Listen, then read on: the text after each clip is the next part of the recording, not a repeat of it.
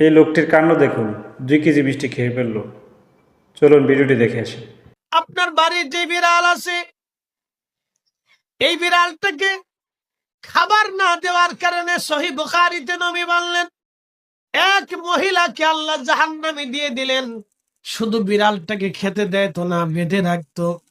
না খেয়ে খেয়ে বিড়ালটা মারা গেল। শুধু একটা বিড়ালকে মেরে ফেলে দেওয়ার জন্য আমার রব, আমার আল্লাহ একজন নারীকে জাহান্নামে দিয়ে দিলেন। তার নামাজ তাকে বেহেশত নিতে পারে নাই, কারণ সে বিড়ালকে না খেয়ে হত্যা করে ফেলেছিল।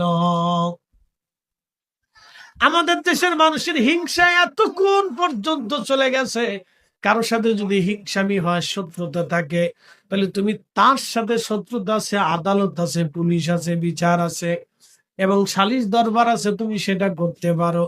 তুমি তো তার পুকুরের পানির ভিতরে বিষ মিশিয়ে পুকুরের মাছ তো তুমি মারতে পারো না। কিছু মানুষ আছে পুকুরের ভিতরে বিষ ঢেলে দিয়ে পুকুরের মাছ মেরে ফেলছে। এরকম বাংলাদেশে বহু ঘটনা ঘটে। কি কথা ঠিক আছে না? গরুর খামার করছে, শতান কত বড় নিকৃষ্ট জীব ওই গরুর খাবারের ভিতরে বিষ মিশিয়ে দিয়ে তারপরে গরুটারও মেরে ফেলছে। আজকে খবরে দেখলাম 2 শিশু বাচ্চার খাবারে বিষ দিয়ে বাচ্চা দুটোকে মেরে ফেলছে। আরে মানুষ কত নিকৃষ্ট, হাওয়ান জানোয়ারের চেয়ে নিকৃষ্ট হয়ে গেছে, আপনি ভাষায় প্রকাশ করতে পারবেন। উপস্থিতি মানে কোনাবাসী ভালো করে শোনে যাবেন।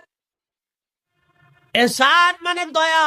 নবীজি বললেন, বিড়াল ছানাটাকে খাবার না দিয়ে বেঁধে রেখে মেরে ফেলে দেওয়ার জন্য আমার রব, আমার আল্লাহ তাকে জাহান্নামে দিয়ে দিলেন।